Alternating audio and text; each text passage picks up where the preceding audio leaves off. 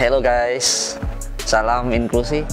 Ketemu lagi dengan saya di channel Joni Yulianto. Nah, sekarang ini saya lagi ada di Padang. Tadi pagi saya sama Mas Ishak habis fasilitasi workshop tentang kelurahan inklusi di Kota Padang. Nah, sekarang kita mau inspeksi ke rumah salah seorang aktivis difabel di Kota Padang, namanya Uda Antoni Saputra. Nah, kita mau melihat bagaimana aksesibilitas di rumah beliau yang barangkali nanti bisa menjadi contoh ya buat teman-teman yang lain yang juga difabel, pengguna kursi roda. Begitu bagaimana sebuah rumah yang aksesibel dan bisa mengakomodasi kemandirian buat teman-teman difabel. Oke, bagaimana situasinya? Let's check it out.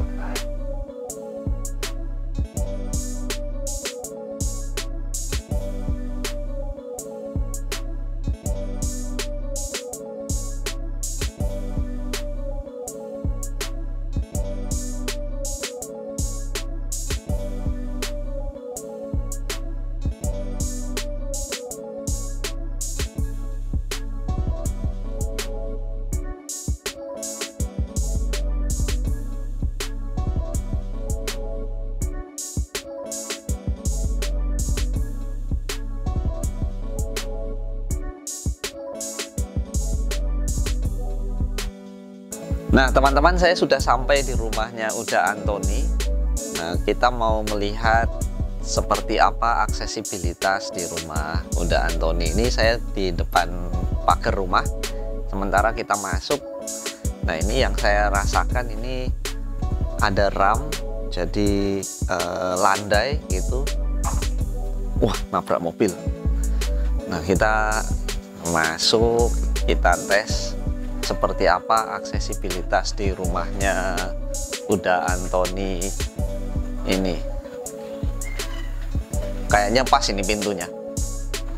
Wah, sukses. Sukses itu. Ini berlatih OM ini. Nah, saya OM-nya sudah agak lupa udah. Aduh.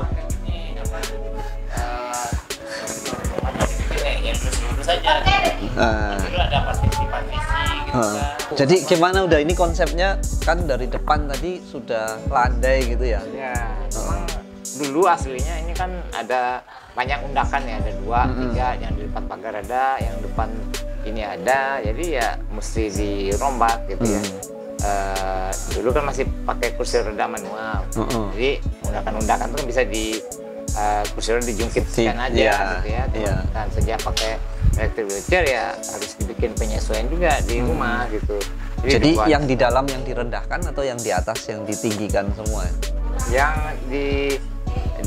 ada yang bagian teras itu ditinggikan. Nah, ya aslinya rumahnya yang tinggi kan, yang bagian teras itu kan lebih rendah. Nah, itu ditinggikan, dibikin rata dengan rumah gitu. Jadi dulu ada kayak partisi gitu juga. Nah, jadi ya itu diubah, harus direnovasi.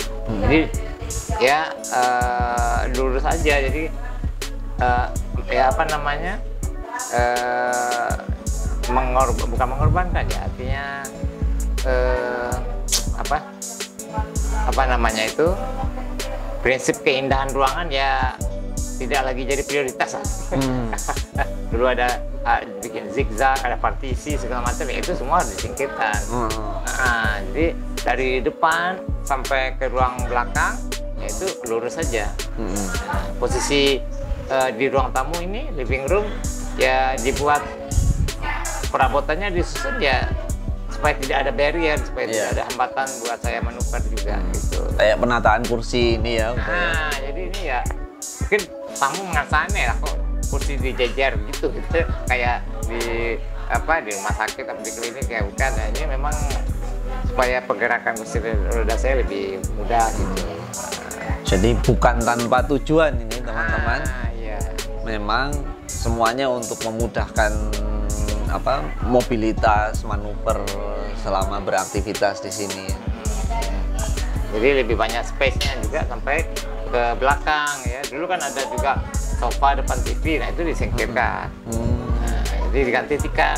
Ya. Nah, jadi kalau mau duduk-duduk nonton TV ya rebahan aja.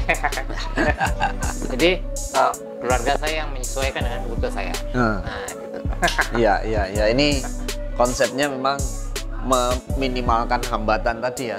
Jadi penataan semua disesuaikan supaya udah Anthony mudah untuk beraktivitas. Terus apalagi udah yang memudahkan untuk apa namanya berkegiatan di dalam rumah.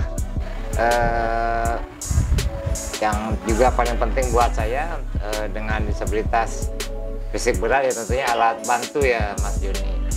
Nah, karena ya dulu mungkin saya masih bisa dibopong gitu ya sama orang tua. Nah, sekarang karena apa kondisi orang tua juga tidak memungkinkan untuk sering membopong, ya tentu butuh alat bantu gitu ya. Jadi saya punya lifting hoist namanya. Nah, ini di bagian belakang di rumah, di ruang belakang ya. Nih, lagi pada nyantai ya.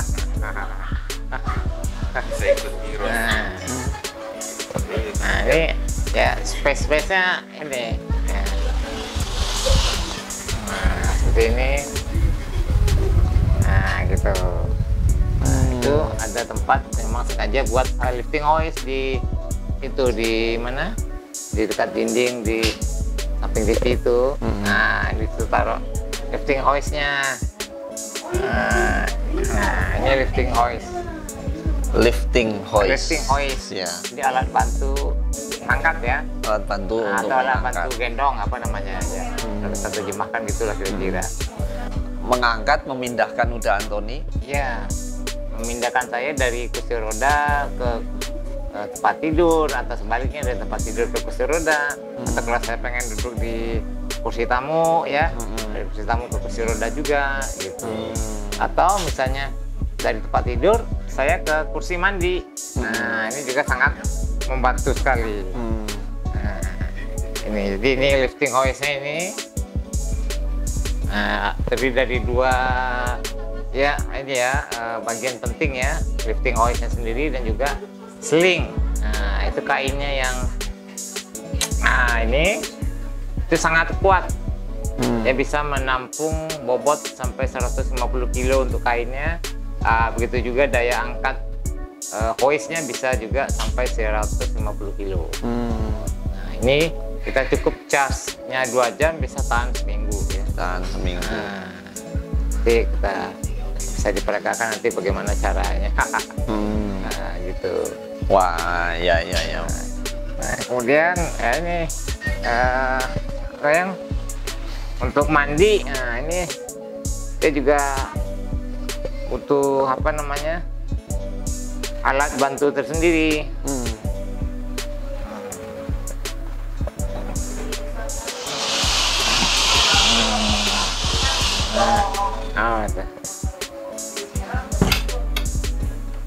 Nah, itu yang kelihatan Mas ya? Ya, itu namanya commode chair. Itu bisa didorong kursi mandi saya untuk buang air juga di sana. Nah, itu kamar mandi juga datar itu sebenarnya. Nah, pas buka pintunya langsung ruangannya cukup luas juga di dalam. Ya, jadi saya dari tempat tidur pindahkan dengan lifting hoist. Ini dari stainless steel ya, anti karat ya, memang tahan air ya karena dipakai untuk mandi terus. Ya, gitu juga itunya apa cushionnya. Nah, itu juga tahan air. Nah, ya gitulah. Wah, Mas ini. ini alat-alat seperti ini mudah didapat di Indonesia udah. Nah, ini memang sangat susah ya Mas ini. Kebetulan waktu saya studi di Sydney dulu 4 tahun tinggal di sana. Nah, saya juga mengenal alat bantu seperti ini dari sana gitu ya. Karena ada kebutuhan di sana, terlihat ada alatnya tersedia, gampang juga diakses ya dengan harga yang affordable ya, artinya ya untuk kehidupan di Sydney ya, artinya tidak termasuk teknologi yang mahal juga lah gitu. Nah, bahkan banyak juga yang jual second dengan kualitas yang masih sangat bagus ya. Dijual di e-commerce ya, di eBay itu. Nah, ini yang punya saya kebetulan beli di eBay, nggak baru gitu ya. Nah itu banyak, jadi gampang kita untuk mendapatkannya. Mungkin karena penggunanya juga cukup banyak gitu ya. Sebenarnya seperti lifting hoist tadi tidak hanya untuk disabilitas berat aja, bisa digunakan juga di rumah sakit sering itu. Kebetulan saya juga pernah dirawat di sana. Nah mereka juga menggunakan lifting hoist. Terus juga di nursing home ya, untuk lansia. Nah itu juga lifting hoist sangat membantu juga untuk caringnya gitu. Gitu Mas. Tapi kalau di kita belum banyak di anu ya. Kenapa? Kalau di sini belum banyak yang menggunakan nih. Nah itu. Karena memang sulit diperolehnya dan nggak banyak yang punya referensi. Iya benar. Ya, sebenarnya kalau dari sisi demand, kebutuhan ada. Iya. Nah, karena ini yang provider, marketnya ini yang belum tersedia.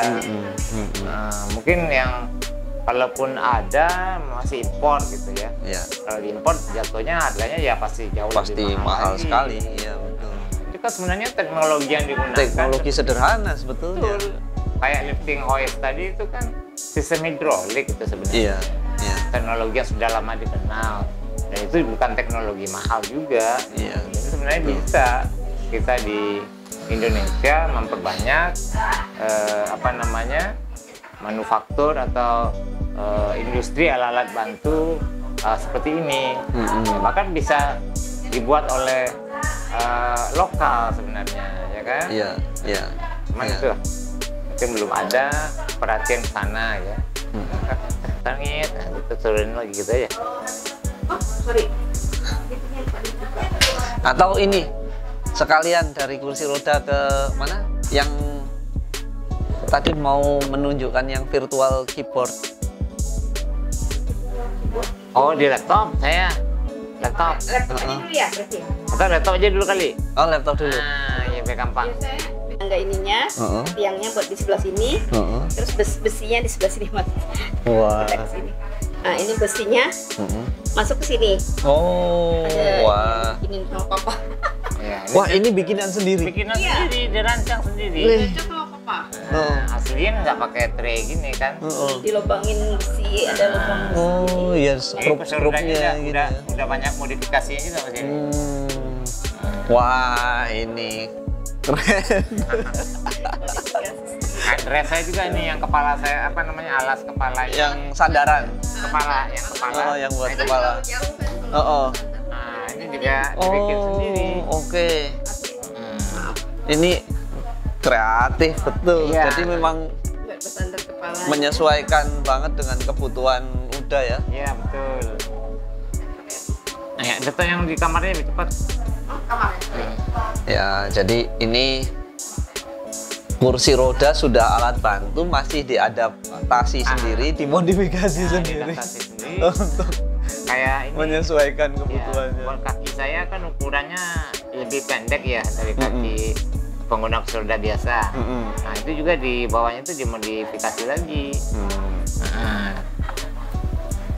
Nah kalau saya kerja sehari-hari gini, baik di kantor ya atau di rumah. Jadi udah nggak turun dari kursi roda kalau kerja di kantor. enggak. Enggak, tetap di kursinya. Dari pagi mulai kerja itu sampai pulang kantor ya di kursi roda terus. Oke. Jadi kalau lagi WFH, anak saya kan kalau lagi WFH ya kerjanya di kamar aja nggak di kursi roda karena Iya. capek juga Mas Joni kalau saya misalnya duduk sampai 7 jam, 8 jam gitu kan. Lebih enak di kursi roda ya karena memang sudah di custom gitu ya. Iya, kan mas pergi mas, gitu. Nah di layarnya. Biasa pakai. Nah, teman-teman kita mau melihat gimana Uda Antoni bekerja dengan laptopnya dengan menggunakan virtual keyboard gitu ya, karena ada kan apa secara belum hidup.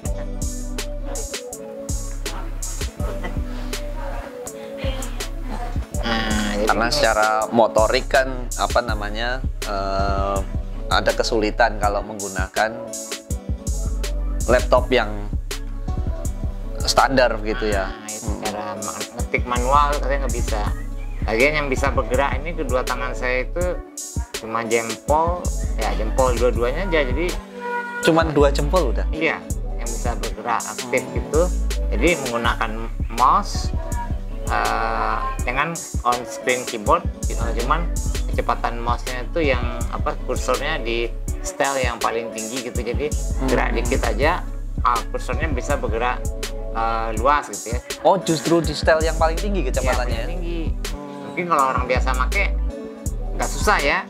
Nah, karena saya bisa menggerakkan tangan cuman apa sedikit, nah jadi jangkauan kursornya dibikin tinggi gitu, jadi gerak dikit dia bisa lebar gitu kan. Kan berarti ini proses latihan juga ya? Oh iya. Penyesuaian. Nah ini yang saya gunakan yang di layar ini on screen keyboard bawaan Windows sih sebenarnya. Ini bukan software tambahan berarti ya? Kan, bawaan Windows ya, di versi sampai Windows 11 sekarang pun ini ada gitu. Nah kayak gini, ya ngetik kayak gini. Nah, kan di on screen keyboard tuh ada apa ya, text prediction gitu ya. Misalnya, nah kita mau tulis the, tinggal ketik th udah keluar dia kayak di HP biasa kan. Jadi kalau udah familiar bisa cepat juga. Cepat, kita udah tahu ininya. Nah kayak gitu. Dulu sejak kapan udah mulai terbiasa dengan misalnya kayak gini on screen apa virtual keyboard gitu? Nah ini sejak saya apa namanya dulu malah saya bisa menulis seperti biasa mas. Jadi kan waktu S1 kuliah dulu. Nah ini karena kondisi saya ini progresif ya, muscular dystrophy-nya. Jadi seiring usia itu terjadi memang pelemahan otot yang semakin berat gitu ya. Nah dulu waktu awal bekerja di kantor di tahun 2004 ya, 2000 sampai 2004 itu masih bisa ngetik di keyboardnya pakai jari gitu ya, bukan jari sih apa namanya, jadi kayak saya memukulkan buku-buku jari ini, nah masih bisa ngangkat gini ya? Gitu, masih bisa ngangkat tangan.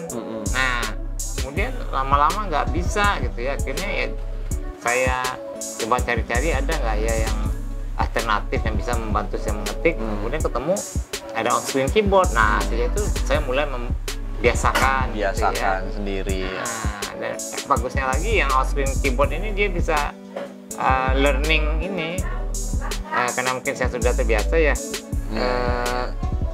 Kecepatan kita mengklik itu kayaknya dipelajari sama dia. Iya, dipelajari sama dia. Kata-kata yang biasa saya ketik. Nah bahkan untuk dulu on screen keyboardnya itu hanya dalam bahasa Inggris ya. Nah sekarang sudah bisa menyesuaikan juga untuk bahasa Indonesia gitu. Keren. Iya.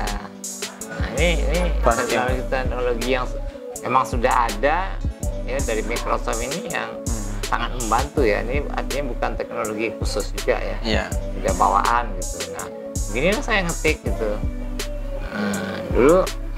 Dulu sempat waktu S2 menggunakan Dragon Naturally Speaking itu. Dragon Naturally Speaking yang itu kan membutuhkan tempat yang tidak ada noise-nya. Iya. Terus itu yang ini ya, kita ngomong terus dia langsung keluar teksnya gitu ya. Iya. Bayangkan selama 4 tahun saya mengetik disertasi dengan seperti ini gitu. Nah ini sangat membantu saya. Malah rasanya kok bisa lebih cepat ngetik daripada ngetik manual gitu. Kayaknya perlu dites nih, ngetik dengan Mas Isak. Mas Isak, kamu 10 jari nggak, Mas? Ayo. Ada 2 yang pernah 11. Iya, Ini iya. satu-satunya akses saya untuk bekerja, untuk bermain game juga. Nah, Iya, iya, iya. tuh. Ini banyak game juga. Aduh, iya, iya. Mana milih laptop gaming ya? laptop gaming. Oh, ini laptop gaming? Iya. Oh, anu yang apa? ROG? Bukan, apa? MSI aja. MSI. Iya. Itulah keseharian Mas ya. Kalau di saat butuh refreshing, kalau nggak nonton, main game atau baca komik online ya, komik elektronik gitu ya. Nah, gitu. Memang apa? Bisa menikmati banyak hal. Ya, artinya ya dengan kondisi apapun Tuh. ya pasti ada lah yang bisa dinikmati gitu. Ingat kalau lagi Itu pikirannya baca komik dulu. ya komik, nonton. Udah berapa jam sehari bekerja di laptop ini? Nah, kalau berhadapan dengan laptop ini ya kayaknya saya berhentinya pas tidur aja. Sehari-hari ya mau libur di kantor berhadapan dengan laptop, apalagi dapat project dari Dayang Isha Mas Joni ya lebih banyak lagi durasi di laptopnya. Aduh. Nah, sampai Yuki ini selalu menyebut laptop saya istri kedua. Jealous dia. Istri pertama. Saya sudah mengurangi sekarang.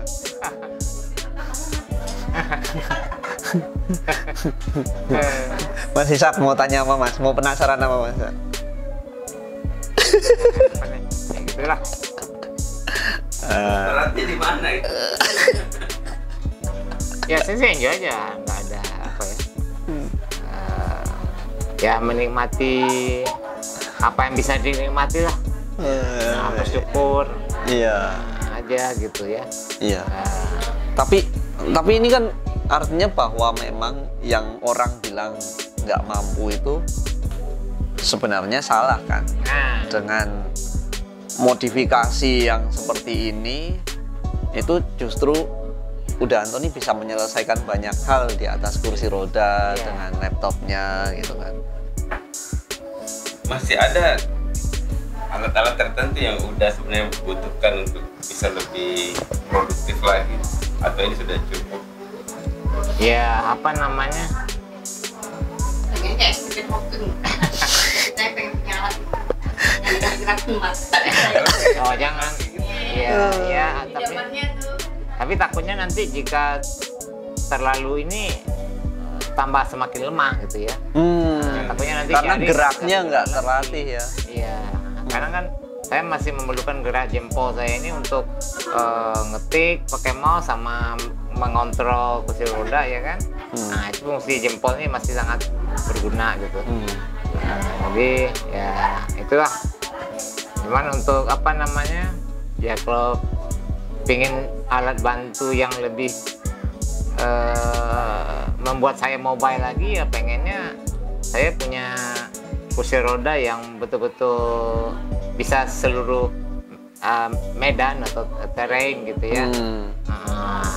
Ya apa ya sekarang saya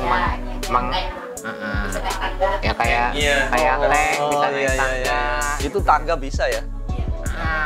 Tank gitu ya? Tank namanya? Iya kayak rodanya itu bisa menyesuaikan kalau dia naik tangga dia berubah jadi Transformer. kayak itu apa tank itu sudah ada produk itu. Nah cuman ya apalagi Dan tidak goyang. tidak goyang pas itu ada seperti itu. Tapi dia cuman ini kan kayak 1-2 tangga gitu aja kan? Hah? Panjang Tadi bisa dibuka. bisa Oh tinggi. gitu? Oh. Dibuka, jadi bisa tinggi naik. Ngeri. Ya kayak tank dia. Itu nggak melorot gitu? enggak. Enggak. Oh. Di YouTube ada. Oh, oke. Oke, nanti kita cari, kita taruh di deskripsi. Itu ketinggian dia menaiki tangga bisa lumayan sampai berapa ya? 70 derajat kali bisa. Oh, wow. Nah, mungkin seperti itu yang akan memudahkan lagi ya. Dan dulu ya saya juga menghayalkan menginginkan suatu saat nanti bisa nyetir sendiri juga gitu kan. Ada teknologi driverless car itu. Oh ya. Nah, itu kan auto drive driver gitu, seperti itu. Nah, itu kan juga bisa membuat saya lebih mandiri juga, tidak tergantung kepada supir atau orang yang nganterin pakai mobil gitu ya. Bisa antar istri belanja. Gitu. Di Australia, tapi kan ada pergi ke pameran tuh. Pameran semua produk kursi roda, termasuk mobil. Oh iya, Mobil benar. itu digerakin dengan joystick. Oh iya, itu teknologi jadi kayak kursi roda gini ya? Iya. jadi Joystick aja, jadi ini yang mobil. setir mobil terkoneksi ke joystick kursi roda listrik. Jadi saya nyetir mobil dengan mengontrol joystick kursi roda listrik aja. Oh. Nah, itu juga sangat membantu tuh. Nah, Pak, saya pernah nyoba waktu di Sydney. Berarti kayak nyetir kursi roda aja ya? Ya kayak nyetir kursi roda aja. Waduh. Iya, jadi ya itulah. Itu kayaknya diserahkan ke ahli elektronik bisa selesai itu. Iya. Memang peran alat bantu berteknologi tinggi itu sangat besar ya untuk orang-orang seperti saya yang tingkat hambatannya lebih tinggi, yang butuh support system lebih tinggi juga gitu ya. Nah, cuman ya itu di Indonesia fokus perhatian untuk inovasi-inovasi teknologi seperti itu masih sangat kurang. Padahal sebenarnya kita punya anak-anak bangsa yang bisa sebenarnya. Iya. Robotik. Iya, robotik Iya. macam. Cuman ya butuh di support funding juga gitu kan ya. Lembaga-lembaga penelitian juga harus punya perhatian lebih besar ke sana gitu. Iya, betul. Nah, sekarang kita mau lihat Uda Antoni mendemonstrasikan Oh iya, hoist lifting. hoistnya. Lifting hoist. Lifting hoist ya, benar.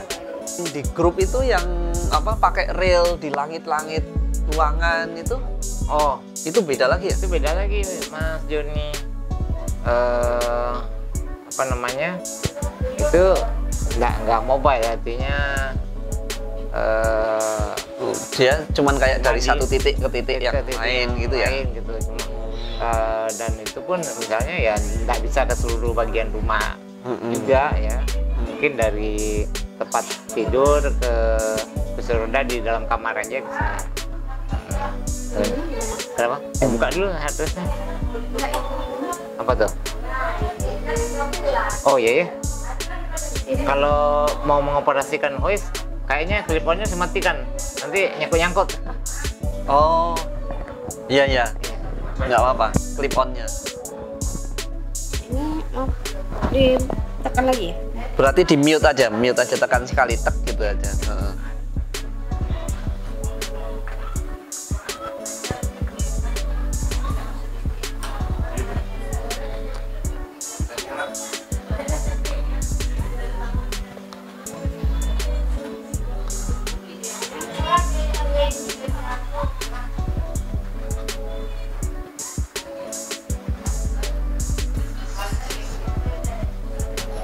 Iya.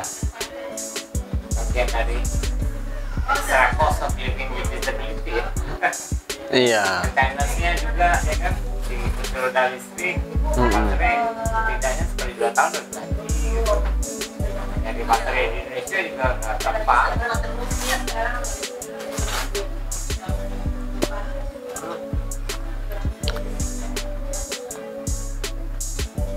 Suku cadangnya harus beli di luar.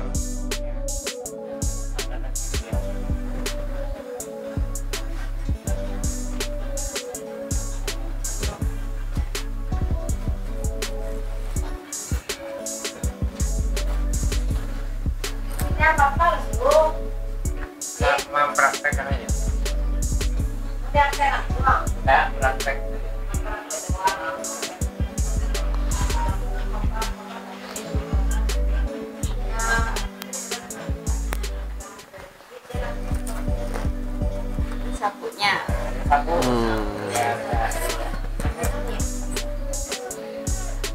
Ini sabuknya Di dada. dipasang di dada.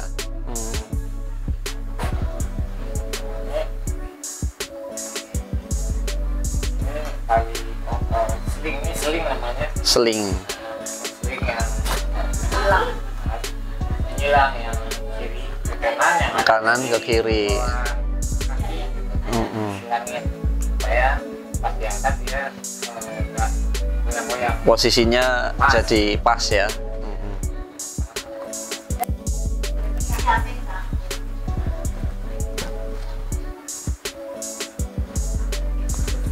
Wih, Jadi yang kanan ke kiri. Dan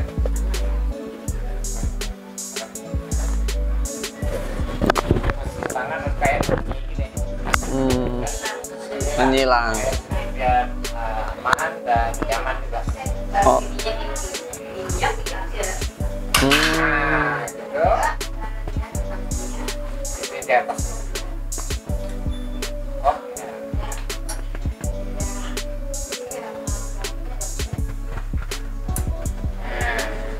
Ini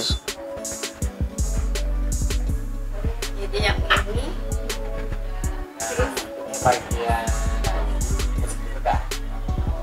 Nah, ini yang berarti. Ini yang bagian belakang.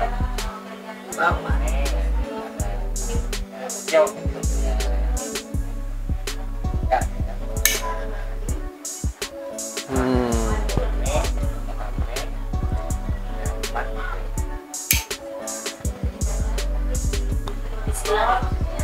posisinya disilang.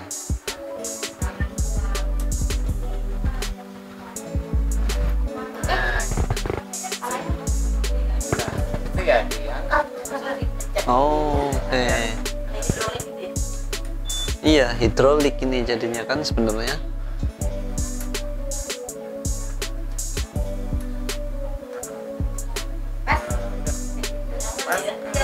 Oh, Ya, oke. bentar doang, Mak.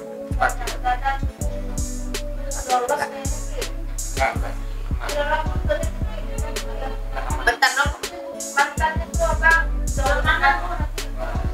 Ini ya. Ada. Kalau mau tutup lagi, ya Mak.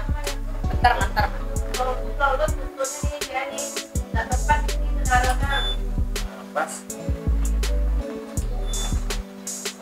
Oh. Nah.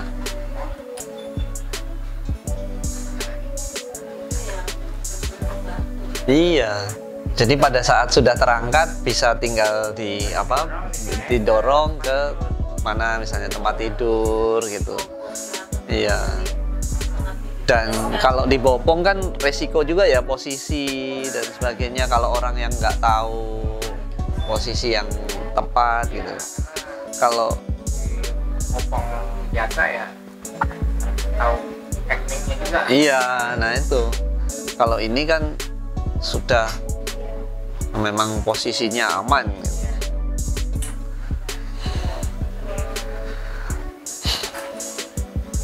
Wah. Tuh.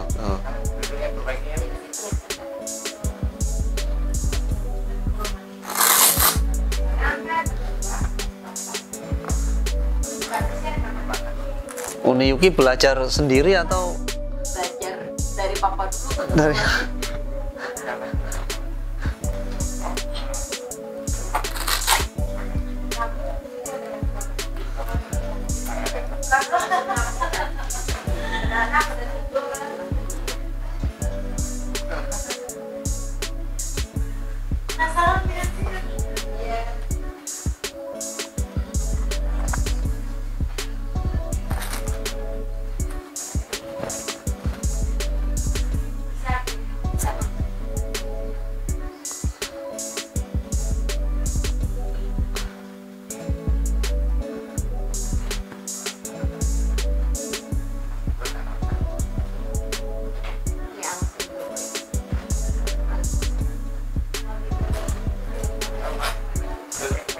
oh, hoisnya di sini.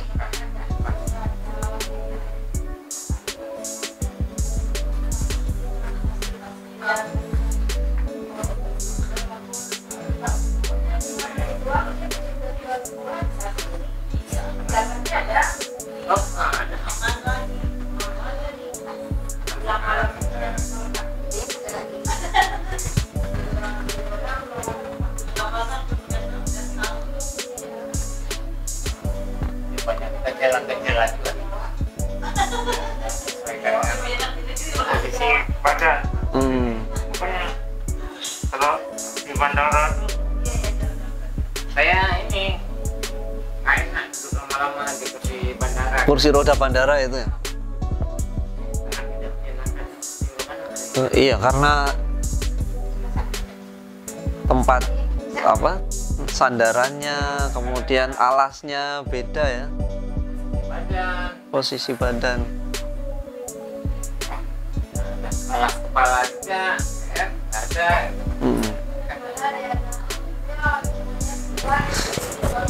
Tapi kalau kursi roda elektrik di bandara apa di pesawat gimana sekarang kebijakannya udah?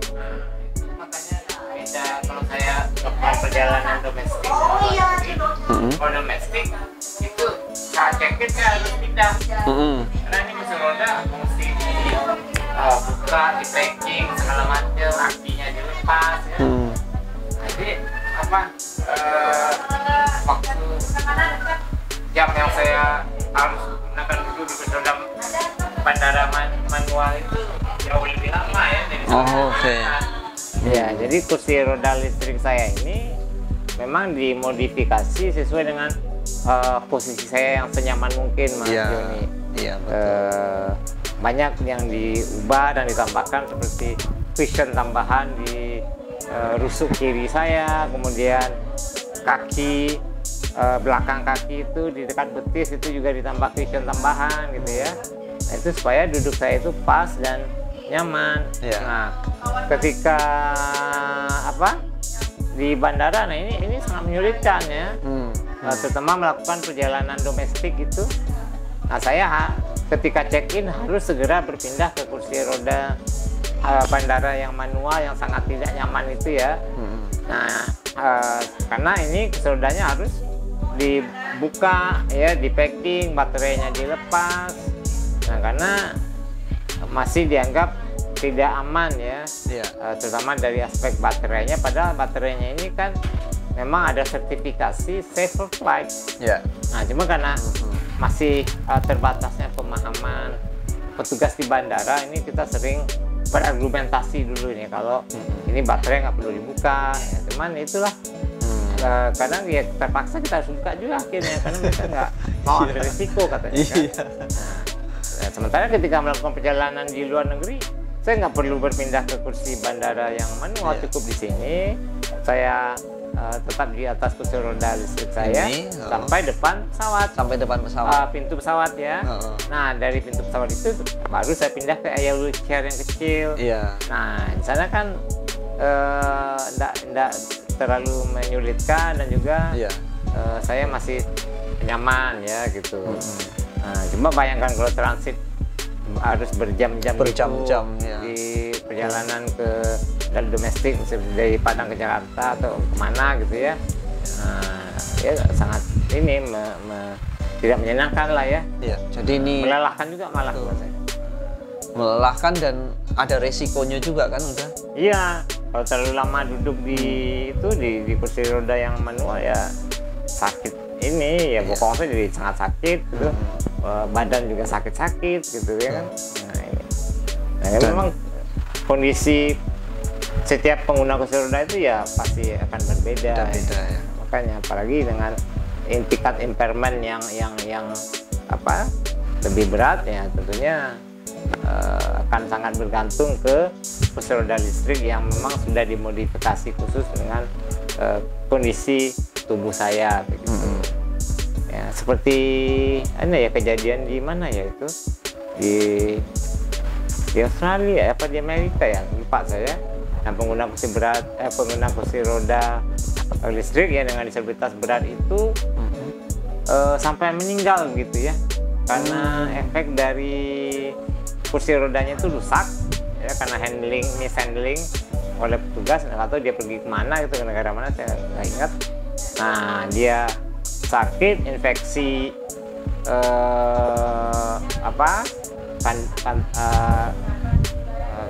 infeksi apa namanya kandung kemih gitu ya, karena dia harus nahan buang air, posisi duduknya juga tidak nyaman. Nah, meninggal dia akhirnya.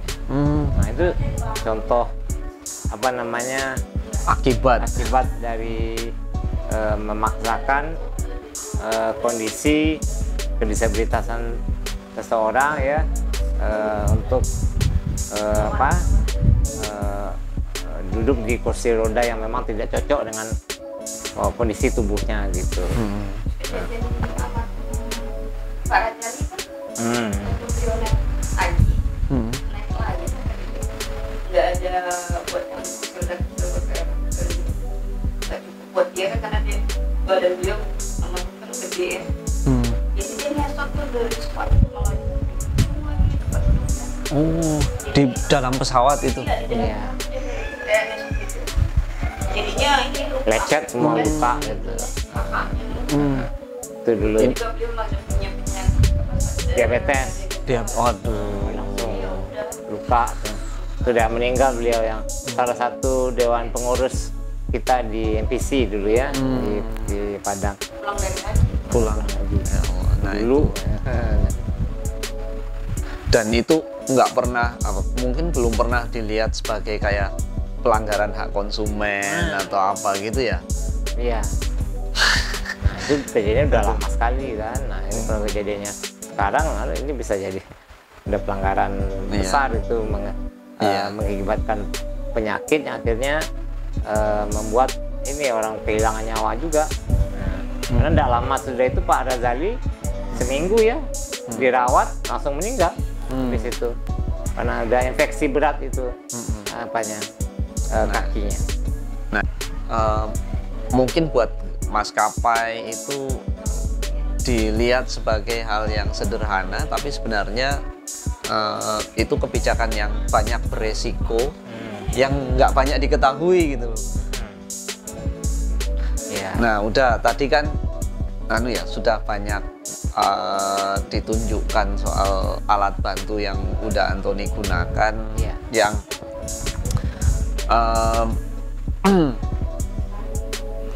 rata-rata belum ada di Indonesia. Tapi di sisi lain juga kita melihat betapa alat bantu itu sebenarnya sangat memudahkan dan membuat yang dibayangkan oleh kebanyakan orang sebagai penyandang disabilitas atau difabel ini nggak produktif, sebenarnya dengan alat bantu yang tersedia itu bisa menjadi sangat lebih produktif gitu. Nah, harapan atau rekomendasi Uda ini kira-kira gimana? Ya, artinya ini kita punya banyak lembaga kajian, lembaga penelitian di kampus-kampus itu, pusat studi apalagi yang di engineering itu kan juga ada pusat studi kajian teknologi, smart teknologi apalah ya. Nah, ini kan sebenarnya bisa menjadi perhatian juga ya, artinya berbagai macam kajian dan penelitian untuk smart teknologi itu, nah bisa diarahkan ke situ gitu ya. Ini kita bukan bicara soal penggunanya nggak ada ya, pasti ada ya, karena teknologinya belum ada ya, gimana orang mau menggunakan gitu ya. Nah, sebenarnya ini seperti tadi contohnya Howes yang saya gunakan itu kan bukan teknologi yang mahal ya, menggunakan sistem hidrolik, pakai remote, baterainya bisa di recharge seperti itu. Ini kan bisa dibuat dengan teknologi kita yang ada, dengan bahan yang juga mungkin ada di negara kita begitu ya. Nah, ini akan sangat membantu kemandirian terutama orang-orang dengan impairment berat dan butuh high support system seperti saya.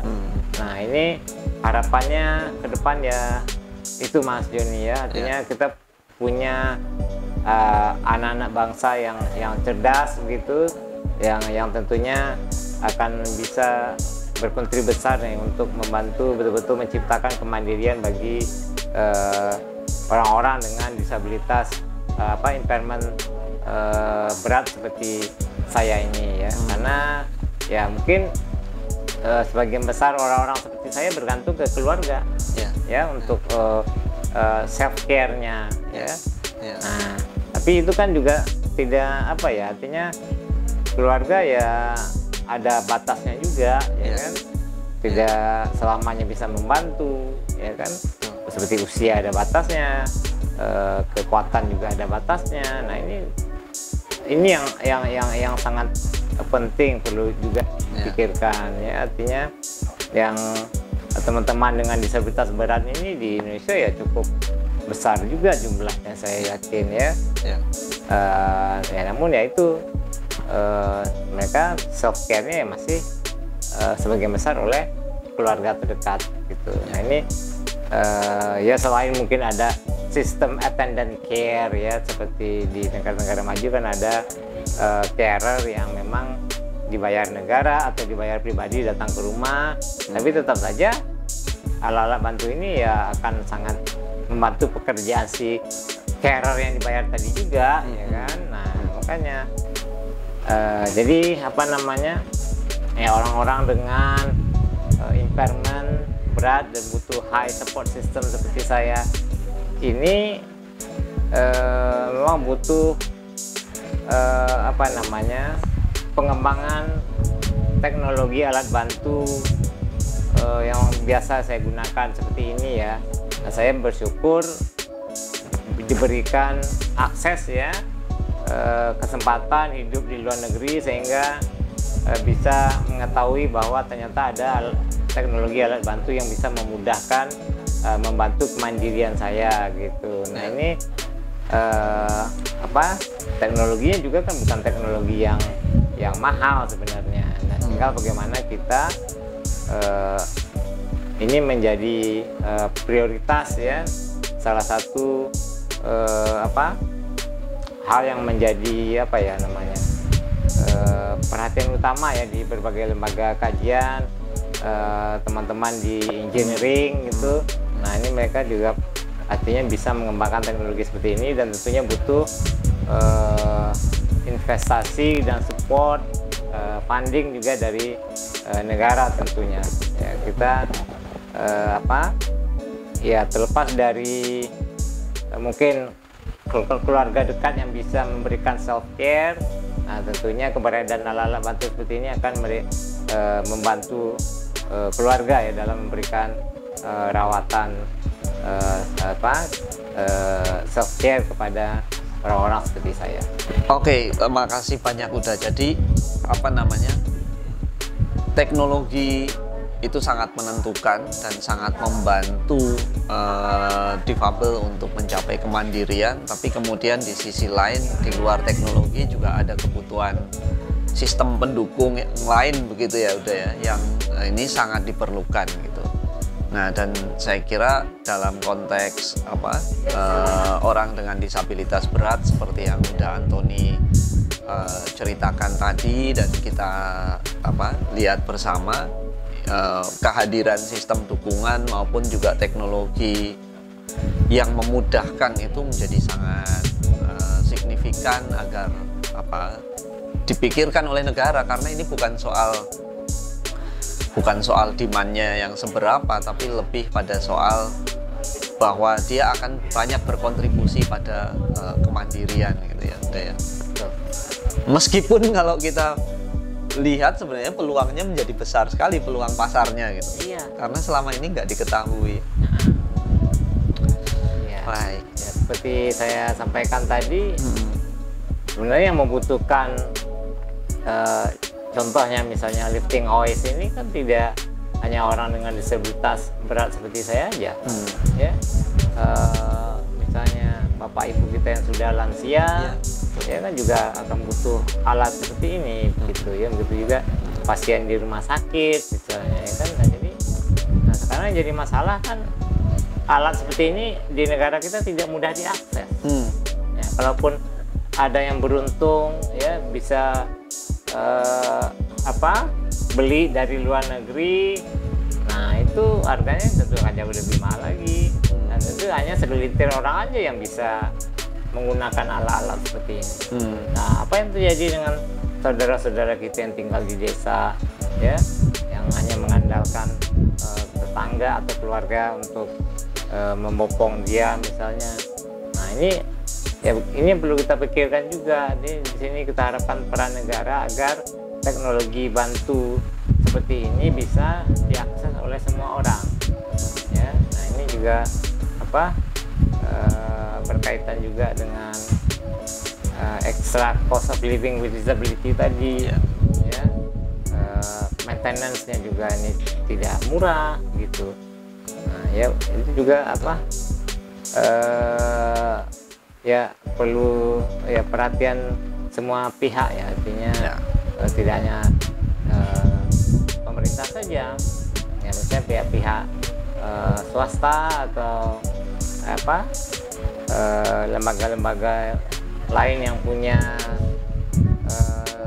fokus ke pengembangan teknologi ini juga bisa berperan gitu Mas Joni, ya. Nah, misalnya jika harus impor pun, nah ini ada kebijakan juga misalnya dari negara untuk membebaskan pajak misalnya gitu ya, custom apa bea masuk segala macam ya. Nah, jika teknologinya masih lama untuk bisa dimanufaktur secara massal seperti itu ya, kalau jika pun harus diimpor, nah ini kan tentunya pemerintah juga bisa punya kebijakan ya, memudahkan gitu Pak ya, dari sisi pajaknya. Nah, seperti ini pajak gitu ya. Syukur-syukur ada subsidi. Nah, yang lagi kalau juga ada subsidi seperti itu. Kamu tuh dulu waktu di Australia saya sempat mikir mau beli mobil yang aksesibel di sana, bawa ke Indonesia. Wah, ini prosesnya tambah parah, tambah ribet lagi, biayanya lebih mahal lagi. Nah, akhirnya ya udah mengadopsi teknologinya aja, kita buat desainnya, difoto banyak contoh, kita kasih ke apa namanya teknisi yang ada di sini, ya akhirnya bisa dibuat seperti mobil saya. Itu yang buat teknisi di Padang ini. Kita tinggal kasih contoh gambar, bentuknya, desainnya seperti apa, gimana dia supaya kokoh dan tahan menampung daya apa berat roda kayak ini, akhirnya bisa gitu. Nah itu kan contoh kalau sebenarnya bisa loh kita bikin. Iya. Oke. Ketemu nih. Ketemu strong message-nya, nggak ada upaya untuk menjawab kebutuhan ini. Semoga ini ditangkap oleh apa namanya pengembang teknologi, pengembang produk-produk semacam ini, bahwa sebenarnya marketnya itu sangat terbuka. Sangat. Udah, sebelum kita akhiri ada pesan penutup nggak udah? Ya pesannya mungkin buat teman-teman dengan disabilitas fisik berat ya. Ya ini perjuangan advokasi kita bersama juga ya. Memang tidak banyak yang beruntung bisa mendapatkan akses alat bantu yang memudahkan dan memberikan kemandirian. Nah, namun ini tetap harus menjadi advokasi kita bersama, kita suarakan, dan mudah-mudahan nanti bisa didengar dan ada kebijakan-kebijakan yang akan merealisir ya kemudahan penyandang disabilitas berat untuk mengakses teknologi alat bantu. Ya, itu aja sih. Ya, baik, terima kasih udah, kita sudah ngobrol panjang ini dan sebagaimana pesan Uda Antoni bahwa ini adalah bagian dari advokasi kita bersama, maka konten ini juga bagian dari advokasi kita bersama. Jadi teman-teman yang mendukung usaha ini, upaya kita untuk beradvokasi, silahkan sebarkan konten ini kepada pihak-pihak yang relevan begitu, supaya pesan kita lebih banyak didengar. Begitu, terima kasih banyak udah sekali lagi, dan teman-teman semua, kita ketemu di konten berikutnya, dan salam inklusi. Salam inklusi.